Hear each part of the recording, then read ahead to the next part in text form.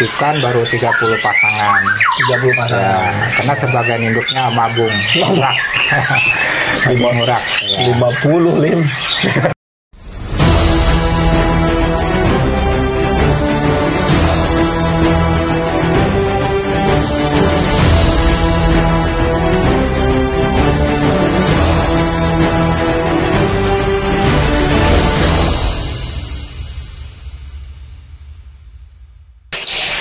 Halo teman-teman sekalian, Assalamualaikum warahmatullahi wabarakatuh. Waalaikumsalam warahmatullahi wabarakatuh.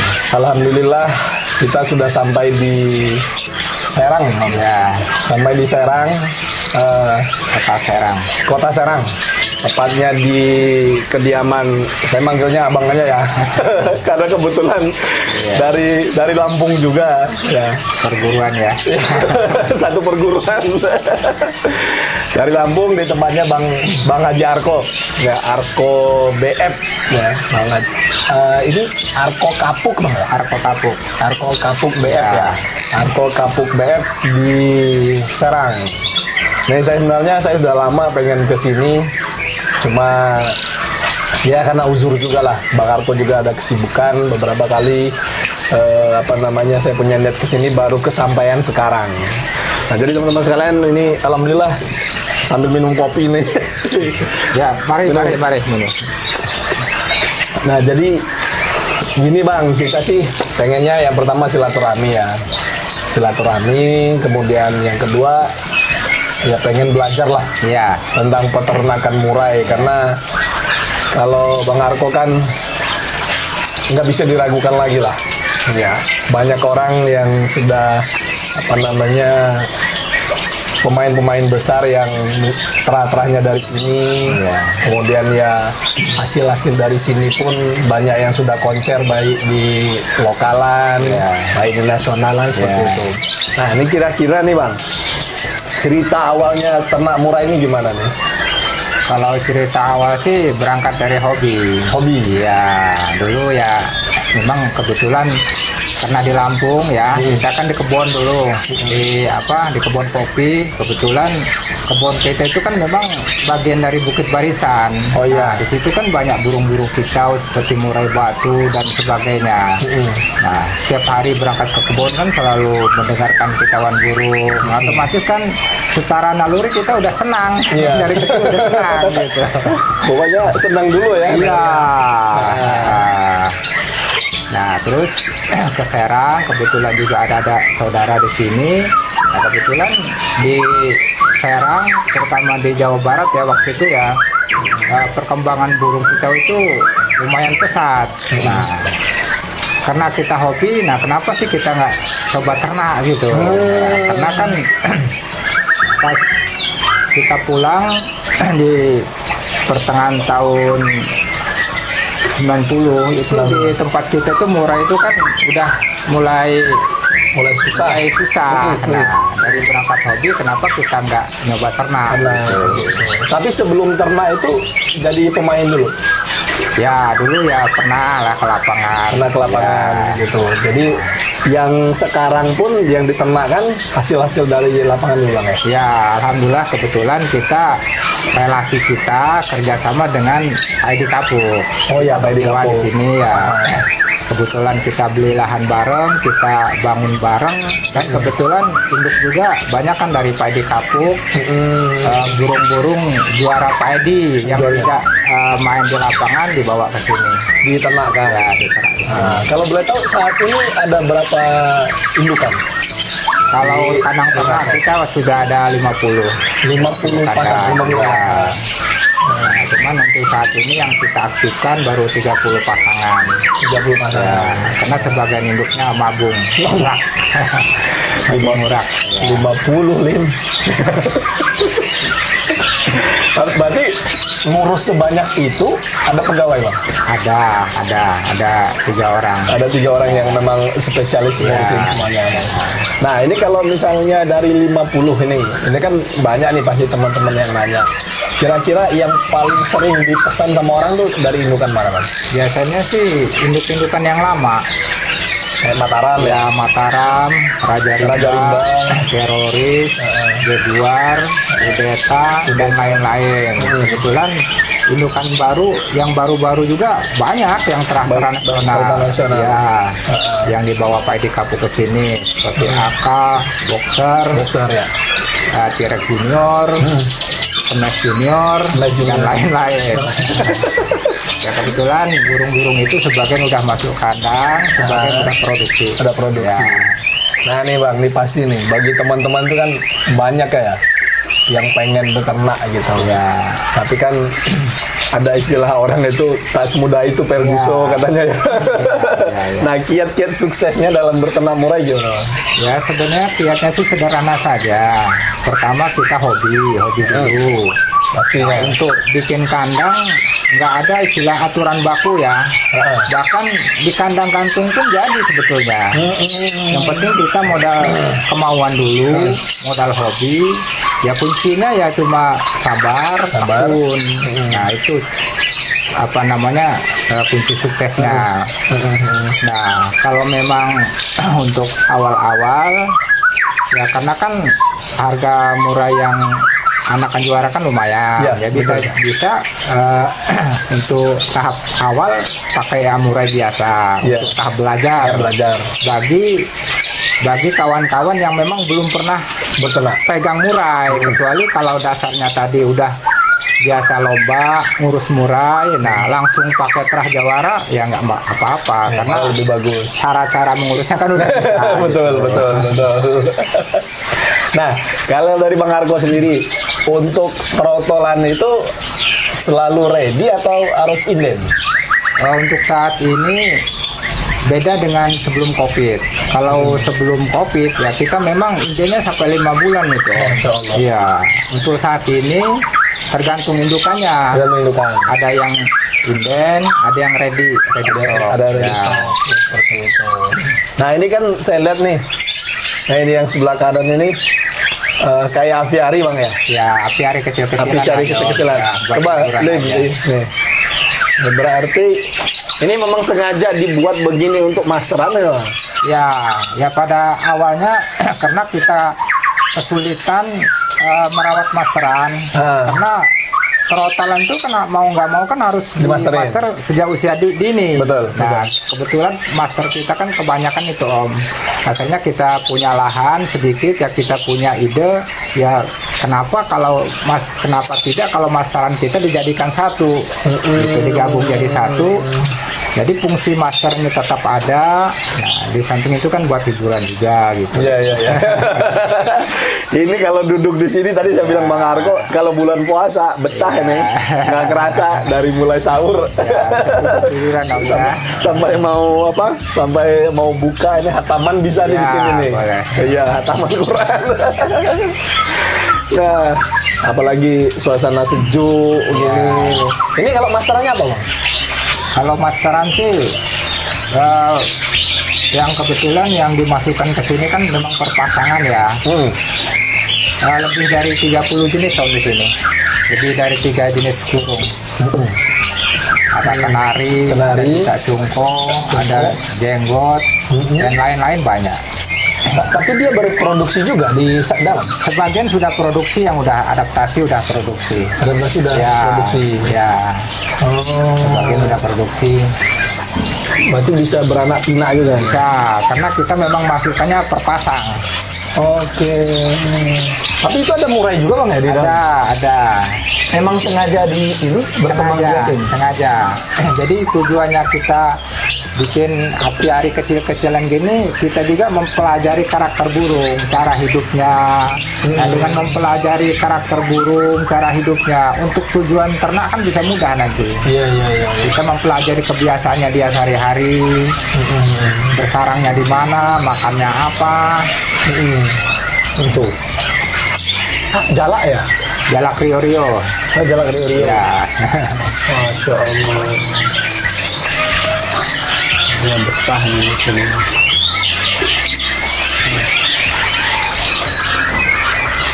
Berarti ternak murainya tadi dari tahun 90 Bang?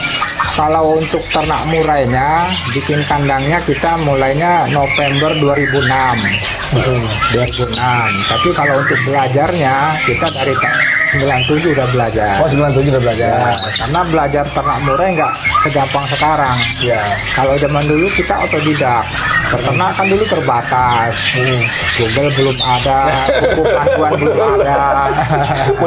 Mau nanya ke Google susah. Ya, tidak segampang sekarang. Kalau sekarang kan asal mau, ilmu ada di mana-mana. Betul.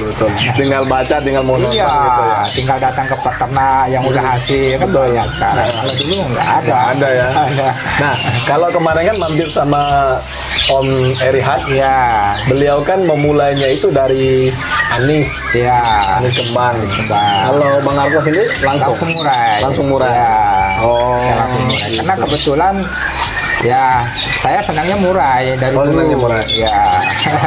Masya Allah. Karena murai itu begini Om, nggak bunyi pun tampilnya indah. Indah ya? Iya. Orang ngelihat aja Iya. tuh gitu ya. Ekornya panjang, warnanya bagus, tingkah lakunya bagus. Iya. Apalagi kalau udah koncer. Ya. Ya, udah mulai jalan lapangan. Wah, makin enak lagi gitu. Ya.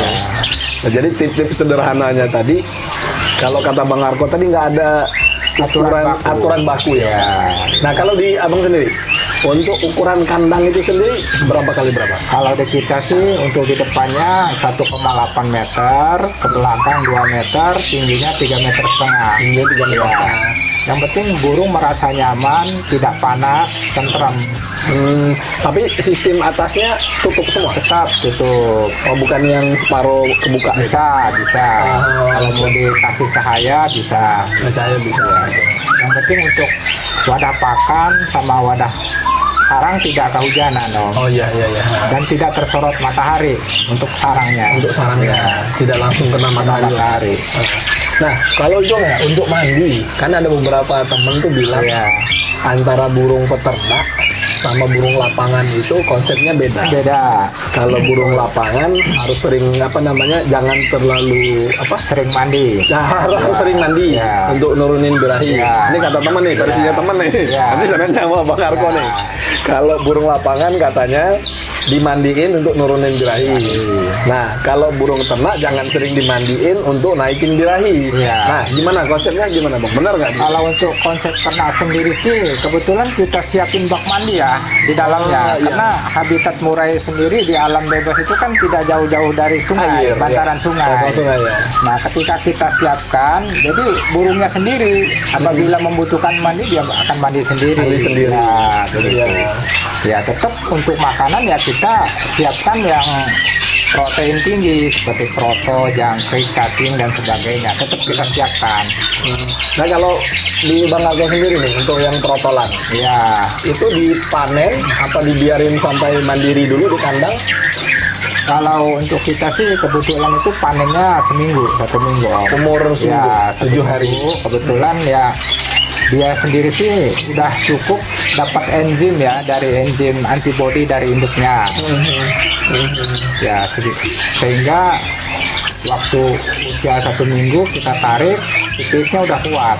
Oke. Ya, Iya. udah kuat ya. Tapi nanti diloloh. Dia lolos sendiri. Nah, Yang perawatan trotolan ini gimana kalau di Bang Arko? Kalau untuk perawatan trotolan sendiri sederhana Om ya. Artinya kalau suhunya dingin ya kita pakai lampu pijar 5 watt. Tapi kalau suhunya sedang sih nggak pakai lampu juga tidak apa-apa. Nah, untuk lolohannya sendiri sih, karena trotolan itu kan intinya kan kita harus transisi ya dari makan serangga ke pur. Otomatis kita perkenalkan pur. Ya caranya purnya disiram pakai air hangat, dicampur kloto. Nah, setelah dingin ya baru kita kasihkan ke ikan. Nah, kan banyak teman-teman bertanya nih Bang ya. Kalau ngambil trotolan, Ya, kemudian dia untuk mutasi ke pastol, ya, nah itu baiknya itu diablak, gantung ablak gitu aja. ya. Hari-harinya apa perlu di pengkerodongan untuk pengkondisian tuh gimana? Tergantung trotolannya. Kalau trotolannya gampang jinak, baiknya kita kerodong. Oke. Ya, tapi kalau trotolannya terlalu liar, Nah, karena untuk tujuan lomba sendiri kalau burung terlalu liar kan sulit-sulit bunyi dia, kena ketakutan. Bisa kita sekali-kali buka. Tapi kalau untuk pemasteran sendiri metodenya bagusnya dikerodong. Ya, karena burung dikerodong itu dia akan fokus menangkap suara-suara burung master. Kalau throttle itu bagusnya dimandiin dulu.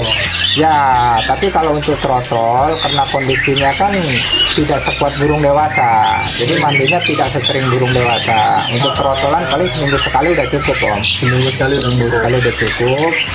Dijemur seminggu 2 kali udah cukup. Seminggu 2 kali cukup. Terus EF-nya jangkrik.